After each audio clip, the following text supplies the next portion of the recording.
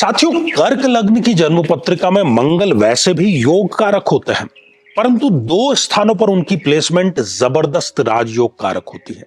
यदि मंगल पंचम भाव में विराजमान हो जाए तो व्यक्ति शेयर मार्केट से, सट्टे से और आकस्मिक धन के किसी मार्ग से अकूत संपत्ति अर्जित करता है।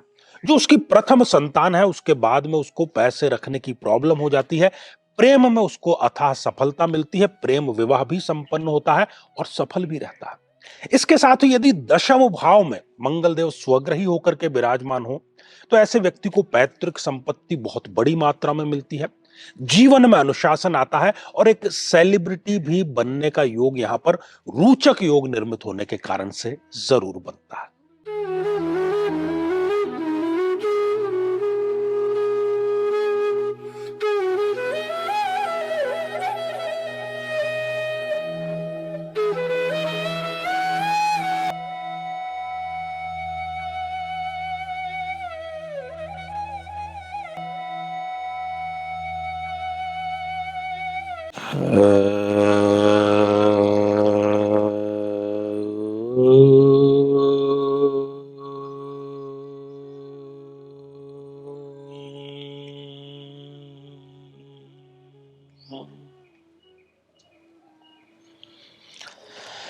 तो मेरे बहुत ही प्रिय और बेहद सम्मानित साथियों, हृदय की असीम गहराइयों से अभिनंदन, बहुत बहुत हार्दिक स्वागत। साथियों, इस विशेष श्रृंखला में हम ग्रहों के सेनापति अर्थात मंगल देव, उनकी महादशा कैसी रहती है इस पर चर्चा कर रहे हैं। और आज इसी श्रृंखला में बारी है कर्क लग्न के बारे में चर्चा करने की। और यदि अभी तक आपने अपने लग्न से संबंधित एपिसोड नहीं देखा है तो यहां आई बटन में हम आपको उसका लिंक प्रोवाइड करा रहे हैं, जाकर के जरूर देखें और जानें कि कैसी रहेगी आपके लिए मंगल की महादशा।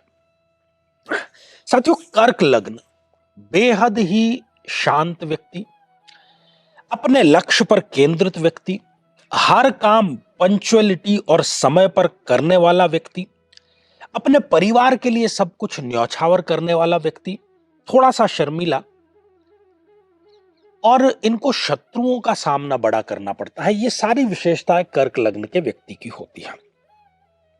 अब मंगल जो कि कर्क लग्न के लिए बहुत ही शुभत्व, एक तो त्रिकोण के अधिपति और योग कारक ग्रह होते हैं, तो मंगल की महादशा आपके लिए एक परम सौभाग्यदायक, राजयोग कारक, सुख कारक, भाग्योदय कारक, ये सभी साबित होती है। लेकिन कई बार जो मंगल की प्लेसमेंट है उसके बड़े मायने हो जाते हैं, उससे थोड़ा सा फर्क पड़ जाता है। तो आइए कर्क लग्न की जन्म पत्रिका में हम ये जानते हैं कि मंगल की महादशा मंगल की प्लेसमेंट के अनुसार कैसी रहने वाली है। लग्न से शुरुआत करते हैं। साथियों, यहां पर थोड़े से मिले जुले परिणाम मिलेंगे। कारण ये कि योग कारक तो है मंगल, लेकिन वो लग्न में कर्क राशि में जाकर के बैठ गया तो वो हो गया नीच राशि का। और नीच राशि का होने के कारण व्यक्ति क्या है, विवेकवान तो होता है लेकिन अपने विवेक का, अपने दिमाग का स्वयं प्रयोग नहीं कर पाता, दूसरों के लिए उसको प्रयोग करना पड़ता है। दूसरे उसके दिमाग से पैसा कमा लेते हैं। शारीरिक यदि सौष्ठव की बात करूं तो बाहरी तौर पर बलिष्ठ नजर आते हैं, लेकिन कहीं ना कहीं आंतरिक तौर पर रोग प्रतिरोधक क्षमता की इनके कमी होती है। जीवन के 40 बसंत जब इनके पूरे हो जाते हैं तब जाकर के कहीं इनको लगता है कि जिंदगी मेरे हाथ से छूट रही है, और जिसको हम मिड लाइफ क्राइसिस कहते हैं, उसका इस स्थिति में शिकार होते हुए इनको स्पष्ट रूप से देखा जाता है। आगे बढ़ते हैं, बात करते हैं साथियों धन भाव में। यदि मंगल देव धन भाव में विराजमान है, अत्यंत ही इनके लिए शुभ रिजल्ट लेकर के आएंगे। मंगल की दशा अंतरदशा में धन की कमी कभी नहीं होगी। धन की कमी की वजह से कभी कोई कार्य इनका नहीं रुकेगा। और वाणी जो है इतनी आकर्षक होगी, इतना चुंबकीय आकर्षण उसमें होगा, इतनी प्रभावशाली होगी कि लोग इनकी बात को मना कर ही नहीं पाएंगे। अपने कुटुंब में, अपने खानदान में, अपने वंश में सबसे ज्यादा तरक्की करने वाले ये व्यक्ति बनते हैं। एक प्रकार से हम इसको कुल दीपक योग कहें तो बिल्कुल भी गलत नहीं होगा। साथियों, यदि मंगल देव तृतीय भाव में, पराक्रम के भाव में विराजमान हो जाए और इस भाव में इनको दिशा बल अपने आप ही मिल जाता है मंगल देव को, तो इनका पराक्रम कई गुना बढ़ करके होता है। जिसमें भी ये रिस्क लेकर के काम करेंगे उसमें इनको सफलता सुनिश्चित तौर पर मिलेगी। अपने भाइयों का सहयोग मिलेगा, अपने दोस्तों का, मित्रों का सहयोग मिलेगा और मंगल की दशा अंतरदशा में कोई बहुत बड़ा थ्रेश होल्ड जिसको हम कहें, बहुत बड़ी महत्वाकांक्षा, एम्बिशियस, इनकी पूरी अवश्य हो जाती है। तो बहुत सुंदर ये स्थिति है। साथियों, यदि मंगलदेव चतुर्थ भाव में विराजमान हो जाए, माता से इनको सुख मिलेगा, माता का पूरा सहयोग मिलेगा, भूमि से इनको अथाह पैसा मिलेगा। यदि ये रियल एस्टेट के कारोबार में है तो पैसे रखने की इनको प्रॉब्लम आ जाती है। एक नहीं, कई गाड़ियां, कई घर इनके पास में होते हैं। इतनी सुंदर ये महादशा इनके लिए रहने वाली होती है। साथियों, यदि पंचम भाव में स्वग्रही होकर के मंगल देव विराजमान हो जाए, कहना ही क्या, सोने में सुगंध, सोने में सुहागा, जितनी तारीफ की जाए उतनी थोड़ी है। जो संतान होगी वो भाग्योदय कारक होगी। प्रेम संबंधों में लाभ मिलेगा, प्रेम संबंध विवाह में परिणत होंगे, सक्सेसफुल भी रहेंगे और प्रथम संतान के बाद में इनको बहुत बड़ा अवसर मिलेगा पैसा कमाने का। और शेयर बाजार और जहां से आकस्मिक धन मिलता है वो भी इनको छप्पर फाड़ करके मंगलदेव जरूर जरूर देते हैं। साथियों, मंगलदेव यदि छठे भाव में आ गए, यहां पर थोड़ी सी स्थिति डावाडोल है, क्योंकि यह भाव यहां पर गलत हो गया। ये गर्त का, त्रिक का भाव होगा। भाई, योग कारक ग्रह ही क्यों ना हो, लेकिन उसकी प्लेसमेंट यहां पर खराब हो जाती है। अक्सर लोग पूछते हैं कि मेरे मंगल योग कारक है, कर्क लग्न है, पर मैं तो एक एक करके दिन बिता रहा हूं, दिन बीतता नहीं मेरा। तो वो यही स्थिति होती है, हम प्लेसमेंट पर ध्यान नहीं देते, डिग्रियों पर ध्यान नहीं देते। तो यदि छठे भाव में है, रोग इनके लिए लेकर के आएगा। कहीं ना कहीं वो इनको रक्त से संबंधित रोग देगा, डायबिटीज दे सकता है, हार्ट का रोग दे सकता है, बीपी से संबंधित कोई समस्या दे सकता है, ऋण जाल में इनको फंसा सकता है, सब्ज बाग दिखा करके कि ये ऐसा ऋण लेकर के ये कार्य करेंगे और इसका ये रिजल्ट निकलेगा।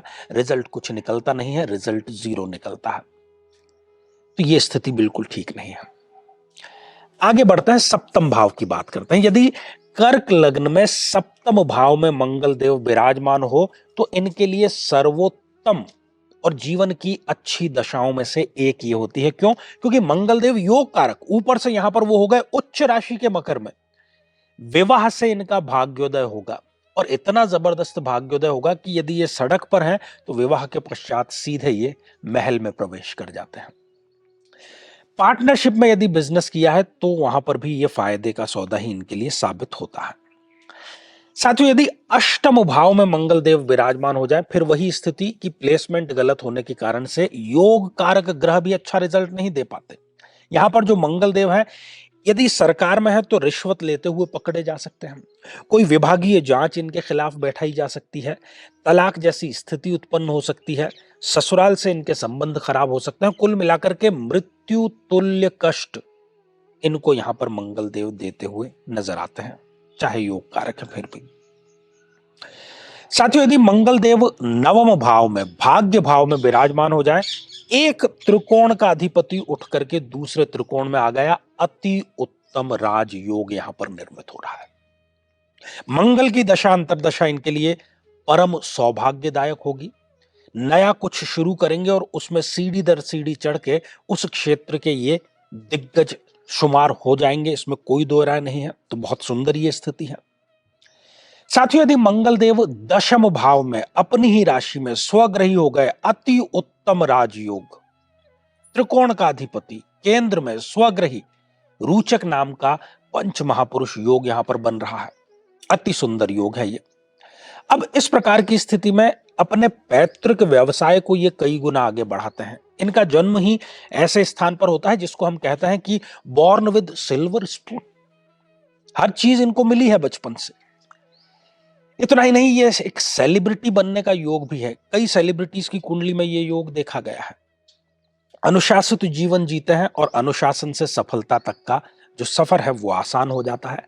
सरकारी नौकरी की और खासतौर पर आईएएस पीसीएस की तैयारी करता है तो सिलेक्शन इनका मंगल की दशा अंतरदशा में जरूर हो जाता है और एक बहुत ही प्रचंड पद ये प्राप्त करते हैं या सत्ता के इर्द गिर्द सदैव ये रहते हैं।